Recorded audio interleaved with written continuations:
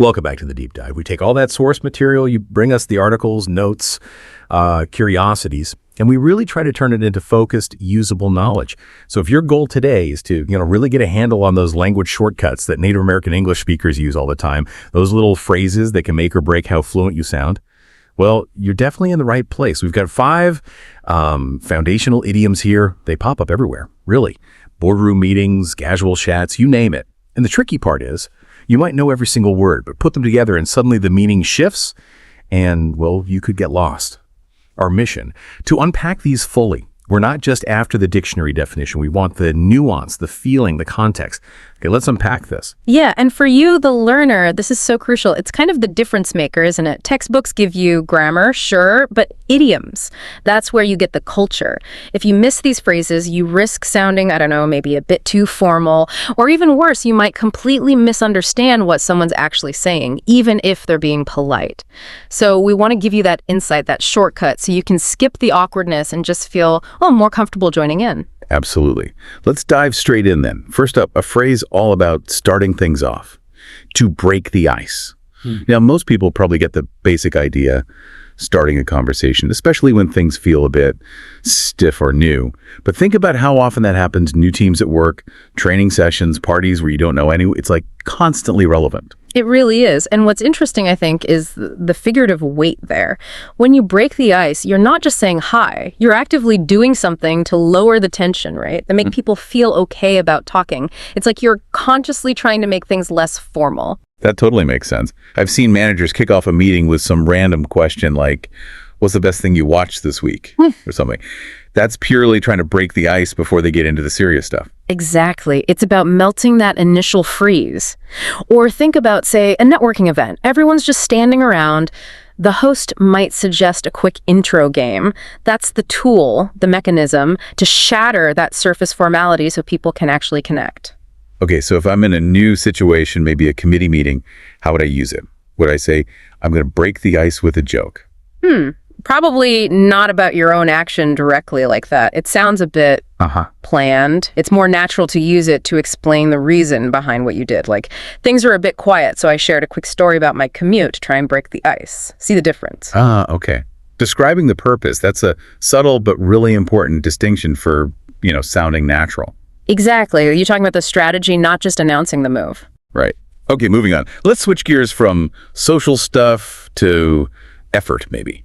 Because the sources highlighted 2 phrases that are like perfect opposites. Let's start with the easy one. A piece of cake. Simple definition here. Something super easy to do, almost no effort needed. Always positive, right? Pretty much. And when we dig into why cake, well, culturally, cake isn't work, is it? It's fun, it's easy to eat, it's enjoyable. Apparently, the phrase might have roots in the early 20th century, maybe military slang. Things like a cakewalk, meaning something simple. So calling a task a piece of cake basically minimizes the effort down to 0. It implies it was almost like delightfully simple. Pleasantly easy. I like that. So maybe I just set up some new software and the instructions were great. I could tell someone, I thought installing that app would be a nightmare, but honestly, piece of cake. Perfect. But here's a little nuance. If something actually took you, say, 4 solid hours, but you finished it, calling it a piece of cake afterward, that kind of implies you're either super skilled or maybe you're downplaying the effort a bit. It can be a subtle brag. I can see that. The humble brag potential. Okay, so if that was easy, what about the total opposite? When you really, really need to focus and put in the work, that leads us to hit the books.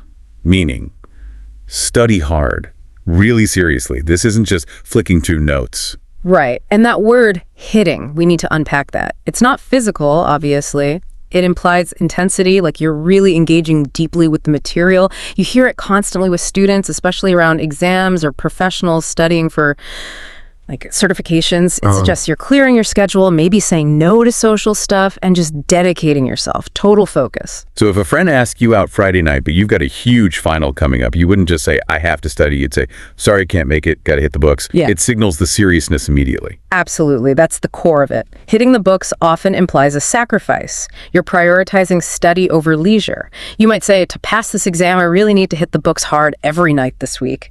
It sets that expectation of intense effort. Let's try putting those two, the ease and the effort, into a quick exchange. Okay, how about this? Wow, you finished that huge project report already. I thought that'd take you ages. Oh, once I figured out the database query, pulling the data was actually a piece of cake.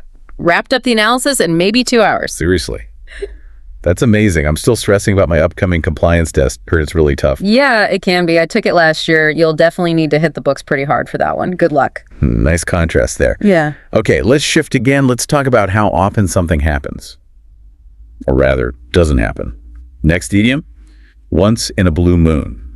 Meaning, Yeah. very rarely, super infrequently. Yes. And what's fascinating here, the real deep dive bit, is the astronomy behind it. A blue moon isn't actually blue, usually. It's the term for the second full moon within a single calendar month.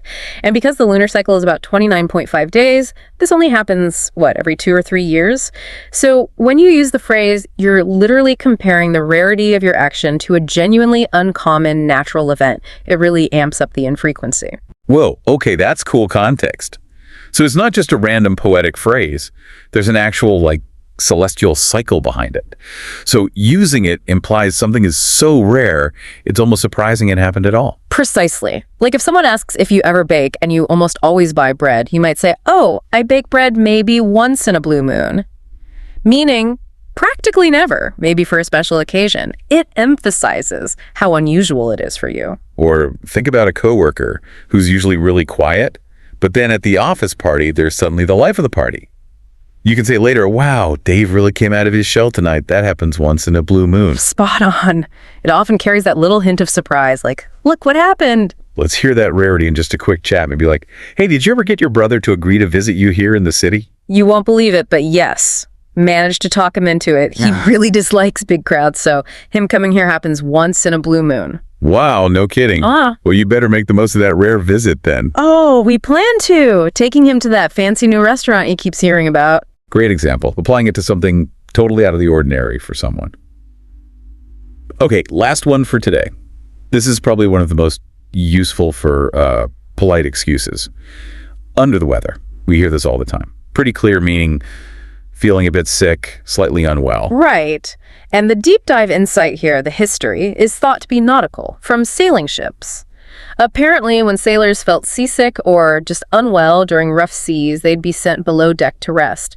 Literally under the main weather deck, away from the wind and rain and waves. No way. That's amazing. Like the earliest form of sickbay. Sort of, and it connects perfectly to how we use it now. It's almost always for minor things, a headache, bit of a cold, feeling run down. You would not say you're under the weather if you're seriously ill, like with pneumonia or something major.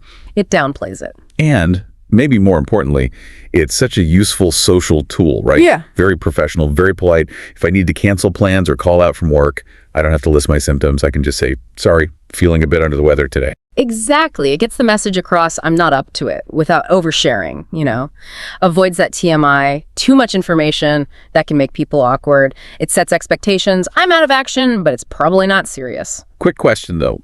How formal is it? If I'm emailing, say, a very important client I've never met is under the weather, okay?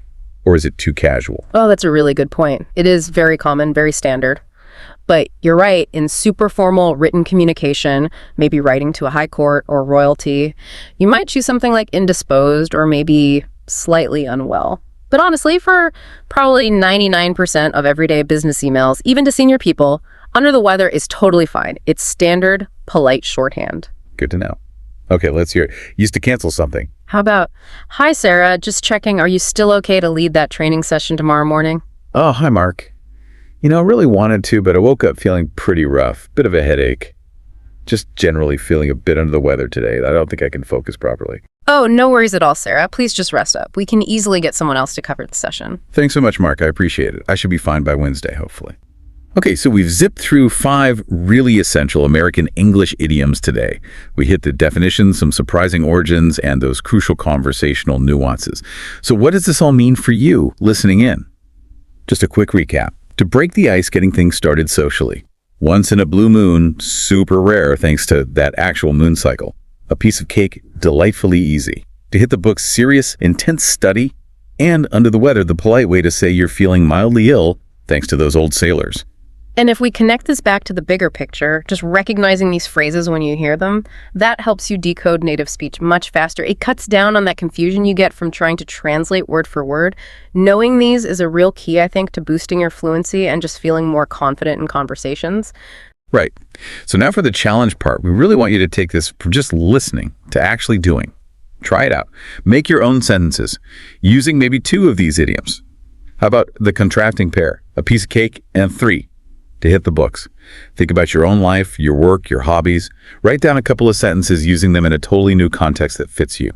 Because that deliberate practice, that application, that's what makes the difference between just hearing it and actually owning it. Absolutely. So until next time, keep your ears open for all those hidden stories tucked away in everyday language.